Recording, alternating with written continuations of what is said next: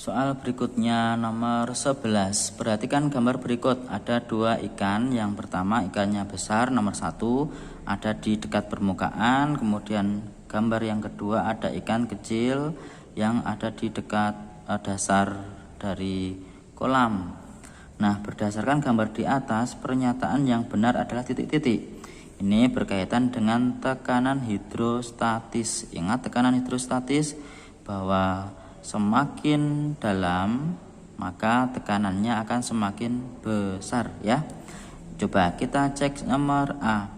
Tekanan hidrostatis ikan 1 lebih besar karena ukurannya lebih besar. Ingat P sama dengan rho G H. P sama dengan rho G H.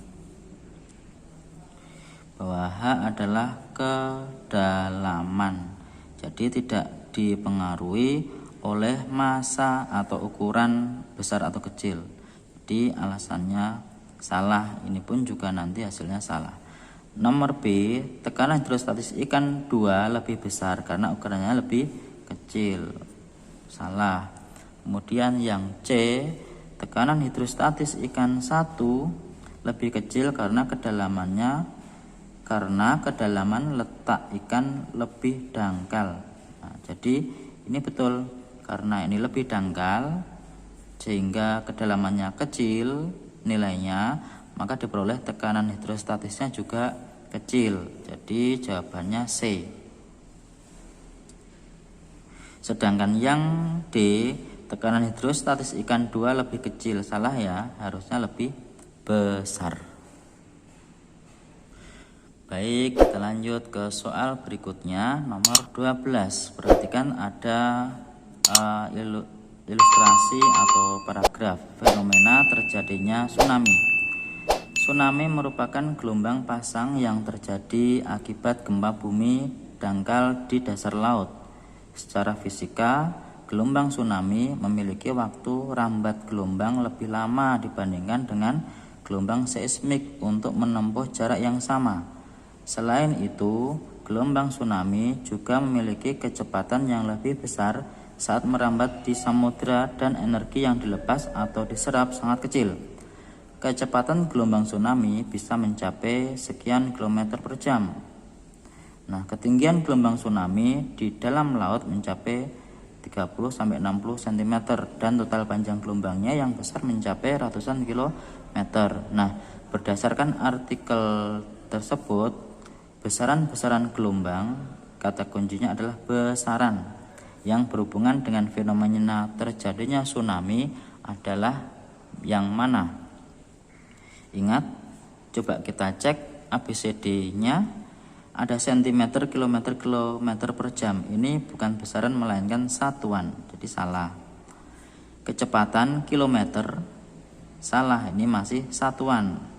Kemudian waktu rambat kilometer per jam, salah, ini juga satuan. Jadi B salah, C salah, maka yang betul adalah D. Waktu besaran, jarak besaran, yaitu panjang gelombang juga panjang besaran juga. Jadi jawabannya adalah D. Nah, soal nomor 13 ada kapal yang sedang berlayar. Kapal tersebut mengirimkan bunyi ke dasar laut. Ini jadi kapalnya mengirimkan bunyi, maka bunyinya ini memantul kembali ke kapal. Dan kapal menerima bunyi pantul 3 sekon kemudian. Jadi waktu dari kapal kemudian memantul lagi ke kapal, ini waktunya 3 sekon. Diketahui di sini kecepatan bunyi merambat di dalam air itu 1500 meter per sekon, V. Nah, ditanyakan kedalaman dasar laut tersebut adalah titik-titik. Nah, kedalaman berkaitan dengan pemantulan bunyi, maka kita bisa tuliskan kedalaman D sama dengan V dikali T dibagi 2. Dibagi 2 karena pemantulan bunyi bolak-balik. Kalau tidak dibagi 2, maka yang terukur 2 kali kedalaman. Ini diperoleh sama dengan V-nya 1500 dikali T-nya 3 sekon dibagi 2. Nah, hasilnya sama dengan 2250 meter. Jadi jawaban yang tepat adalah B, 2250 meter. Soal nomor 14, perhatikan gambar berikut. Ini ada orang yang sedang bercermin, tinggi orang 160 cm. Kemudian ada cermin datar. Nah, diketahui di sini jarak benda, jarak orang itu ke cermin 120. Ini sebagai jarak benda. Nah, ditanya tinggi cermin minimum yang diperlukan untuk melihat seluruh badan adalah titik-titik. Nah, jadi orang ini membutuhkan cermin minimal tingginya berapa? Jadi tinggi cermin minimal adalah setengah dari tinggi orang. Jadi hanya dari sini sampai sini saja.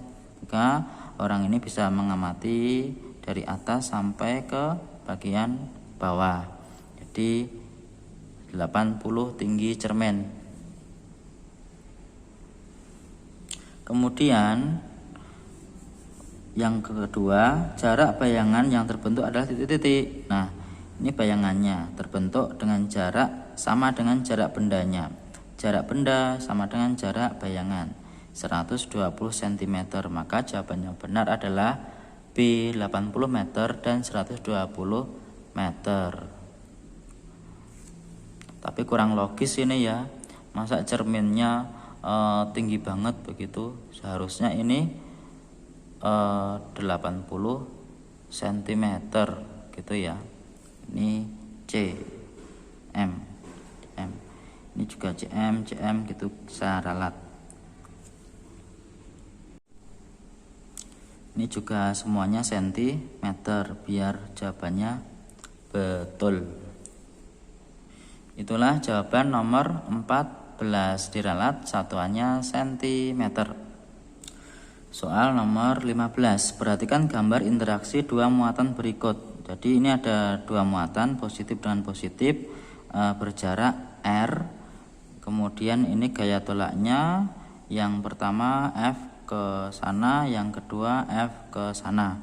Pernyataan yang tepat adalah titik-titik. Nah, ingat anak-anak, ini adalah materi tentang listrik statis, bagian hukum kolom, yaitu gaya kolom sama dengan K tetapan Q1 dikali Q2 muatan 1 kali muatan 2 dibagi kuadrat jarak K Q roro. Nah, ini kita pakai untuk menyelidiki pilihan ABCD. Yang pertama, gaya tolak F menjadi lebih besar jika jarak R diperkecil. Ingat, yang di option di sini menyinggung F sama R. Ingat, kalau yang F di atas, R-nya di bawah, ini berbanding terbalik. Berbanding terbalik. Sehingga kalau ini besar, maka ininya kecil. Kalau ininya kecil, ini jadi besar, begitu bolak-balik. Maka kalau ini besar, ini kecil, betul. Jadi A betul. Kalau ini besar, salah. Kalau ini kecil, salah. Kalau ini sama besar, ini kok diperbesar, salah. Jadi begitu ya, berbanding terbalik. Selanjutnya nomor 16, perhatikan gambar rangkaian listrik paralel seperti ini.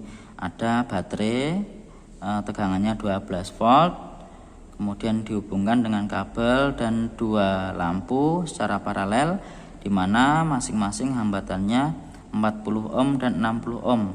Kita misalkan ini adalah R1, yang ini R2. R1-nya 40, R2-nya 60. Ditanya besarnya kuat arus listrik yang mengalir pada lampu 40 ohm dan 60 ohm adalah titik-titik. Jadi yang ditanya adalah I1, yang ini I2. Mudah ini anak-anak. Jadi I sama dengan V per R. Maka kalau I1 sama dengan V V per R1, sedangkan I2 sama dengan V per R2. Nah, kita tinggal tulis saja V-nya 12 volt, R1-nya 40 ohm. Yang ini 12, R2-nya 60 ohm. Maka diperoleh sama dengan 0,3, yang ini 0,2 ampere. Jadi jawaban yang betul adalah D. Pembahasan soal nomor 17 tentang trafo. Perhatikan gambar trafo berikut. Langsung ke soalnya ya. Nah, berdasarkan bacaan, pernyataan yang benar adalah titik-titik. Tidak perlu menggunakan bacaan pun kita bisa menjawab, yaitu ini perbedaan antara trafo step up dan trafo step down. Manakah yang benar? Jadi di sini yang benar adalah B, di mana trafo step up itu menaikkan tegangan, sedangkan trafo step down menurunkan tegangan. Nah, jadi yang benar adalah B. A salah di sini, yang C salah di sini, yang D salahnya adalah di sini. Oke. Selanjutnya nomor 18. Perhatikan beberapa fakta pada tumbuhan berikut ini. Ada 1, 2, 3, 4, 5. Fakta yang menunjukkan ciri berkembang biak adalah titik-titik. Yang pertama, kecambah memanjang akarnya. Ini ciri tumbuh. Pohon pisang menghasilkan tuna. Betul. Tumbuhan lumut berspora. Betul. Pohon mangga menghasilkan buah. Oke. Pohon jati menggugurkan daunnya. Ini adalah adaptasi. Jadi jawaban yang benar adalah 2, 3, dan 4. Jawabannya nomor 18 adalah C. Selanjutnya nomor 19 tentang pencemaran. Pencemaran air laut. Di sini ada artikel. Perhatikan, pencemaran laut tidak dapat dipandang hanya sebagai permasalahan yang terjadi di laut, karena lautan dan daratan merupakan satu kesatuan ekosistem yang tidak dapat dipisahkan dan terpengaruh satu dengan yang lainnya. Kegiatan manusia yang sebagian besar dilakukan di daratan, disadari atau tidak, secara langsung maupun tidak langsung berdampak terhadap ekosistem di lautan. Salah satu bahan pencemar laut yang umum dijumpai adalah sampah. Berdasarkan dokumen yang diterbitkan oleh Kementerian Lingkungan Hidup dan Kehutanan KLHK menunjukkan bahwa sampah laut di Indonesia didominasi oleh sampah plastik sebesar 41% dari keseluruhan komposisi sampah laut di Indonesia.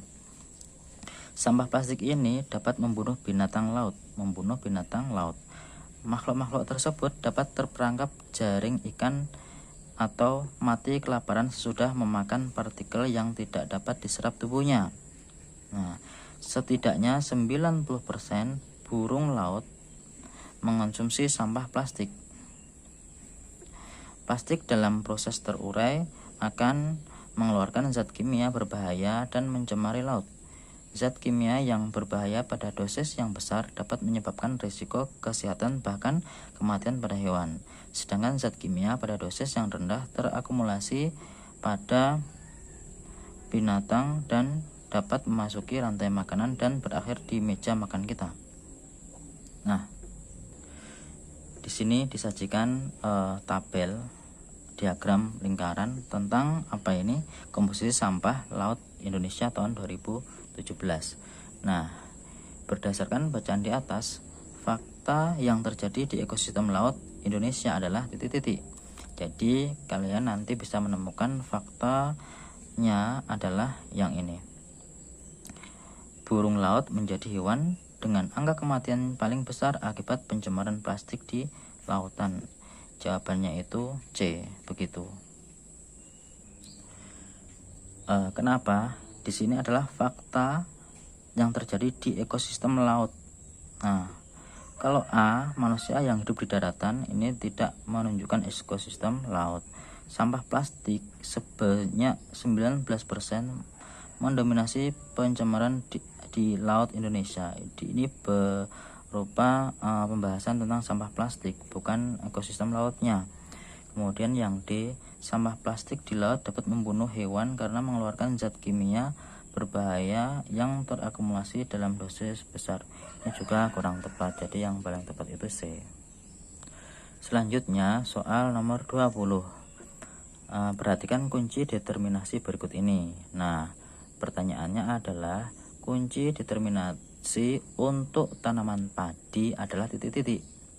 Nah, kita lihat pada 1A dan 1B, padi itu tidak berspora, jadi 1B ya, 1B. Kemudian kita lanjut ke nomor 2A berbiji, 2B tidak berbiji. Nah, padi itu tanaman berbiji, jadi 2A, 1B lalu 2A, 1B lalu 2A. Ini salah ya. Kemudian 2A lanjut ke bagian nomor 3. 3A, 3B. Berbiji terbuka atau berbiji tertutup? Nah, jadi padi itu berbiji tertutup. Jadi 3B. Nah, kemudian setelah itu kita lanjut ke nomor 4. 4A, 4B. Berkeping 1, berkeping 2. Ingat, padi itu berkeping 1 atau monokotil, 4A. Jadi di sini jawaban yang benar itu bisa B, bisa D. Ini jawabannya itu sama begitu. Easy go.